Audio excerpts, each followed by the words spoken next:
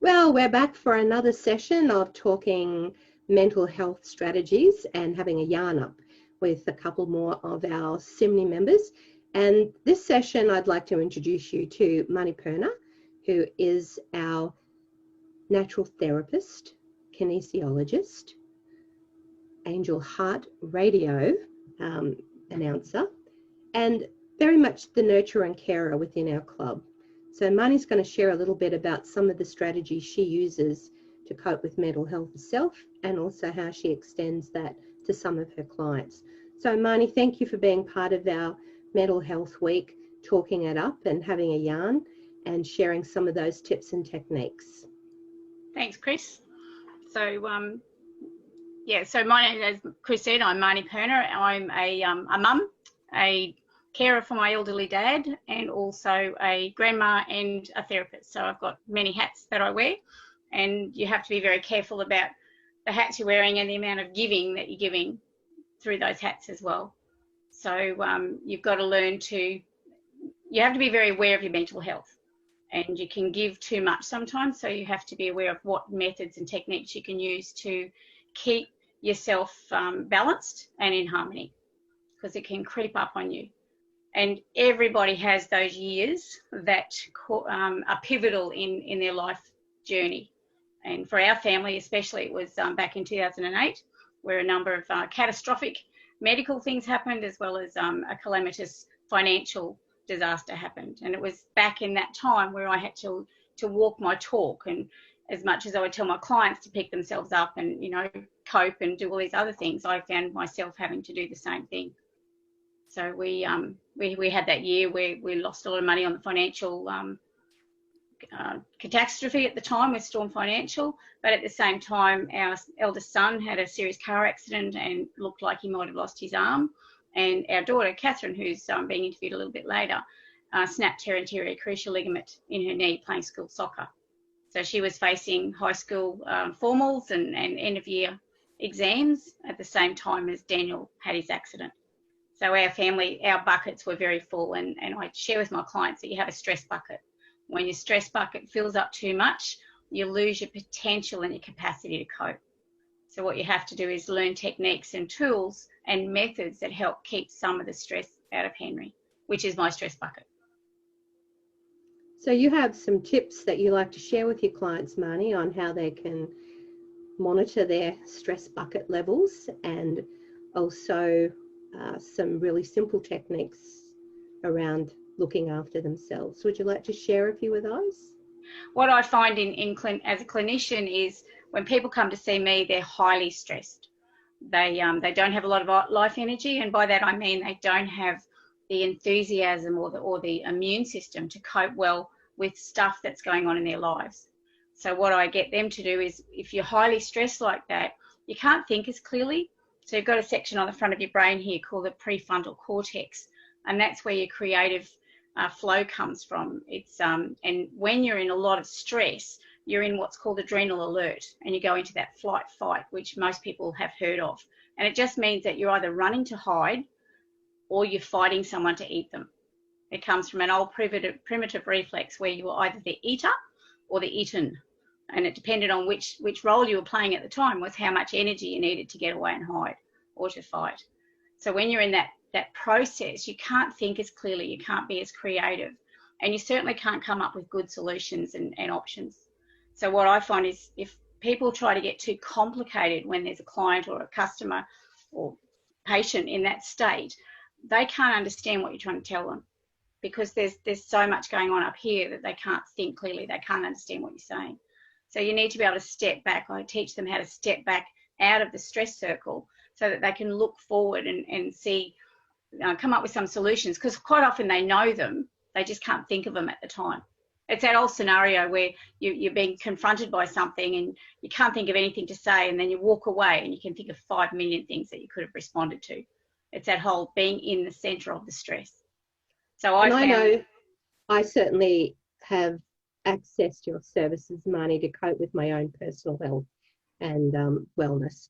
And one of the things that I found probably more profound than anything else was, while you think that the mental stress is just affecting your mind. It's also how it's triggering other parts and points in your body. And that, to me, was probably one of the most important lessons to learn in regard to where we actually hold that stress, even when we think we've kind of dealt with it emotionally. Yeah, I can't tell you the number of times that people come in to see me in the clinic and I say to them this, you know, what stresses you? And they sit there and tell me to my face, I'm not stressed. I cope really well with stress. And I'm looking at them and I'm seeing how their body is just falling apart in bits. And I go, really? If you are not stressed, why are you in my clinic? There's no, everything that people experience health-wise has a stress trauma trigger. And I think the mental health comes right into that, because you can't find your way out of it. No.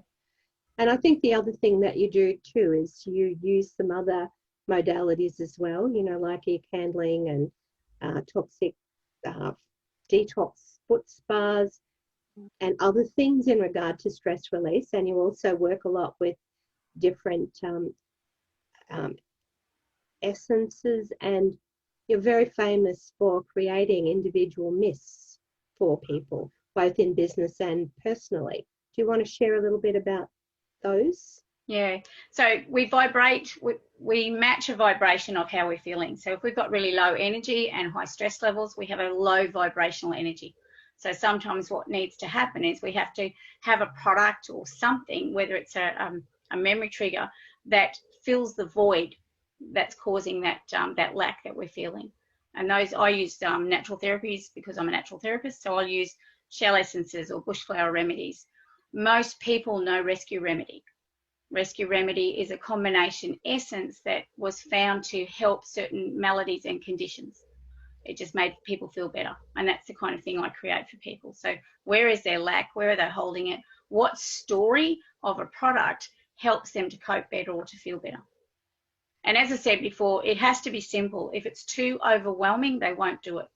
Right. And one of my classic clients, she was in a real distress. She was an elderly lady, and I got her to do homework, and the homework, all she had to do was smile at 3 people a day. And I bounced back there a week later. And this was very early on in my career, and I really was quite gobsmacked by the fact she couldn't smile at anyone. Really? What's your problem? You don't say that out loud, but your head's saying it. And she was so overwhelmed and stressed that she could not smile. So I sort of, you know, it's one of my 10 points to de-stress, and they're simple things. They don't cost money. They're easy to do, but they activate memories within the body that means to cope better mentally and physically. And it's really important that we do have some of those natural therapies to call on too. And I think that's a big part of the message in what we're trying to achieve during talking about mental health during this particular phase, but not just in this particular week, but all the rest of the time too. It's as much about making sure that those around us, that we check in and, you know, say, hey, how are you going? And are you okay? And take the time to listen and, you know, just kind of be conscious of those body languages that are often, you know, whether it's a smile or a frown. As you say, sometimes passing a stranger in the supermarket and just smiling and saying, hey, how are you, can change everything. And there's so much added stress at the moment with all the situation with COVID that, like, even if you cough, which I do regularly, you're so guilt-ridden because you've coughed and you're looking around to make sure no one's watching you or you know, it's going, ah. So, you know, there's always something going to be happening. And there's a thing called Murphy's Law. Now, Murphy knows when you're having a lot of challenges, and what it says was, well, you're juggling 3 balls, I think I'll throw you another one. So he throws the 4th one to you.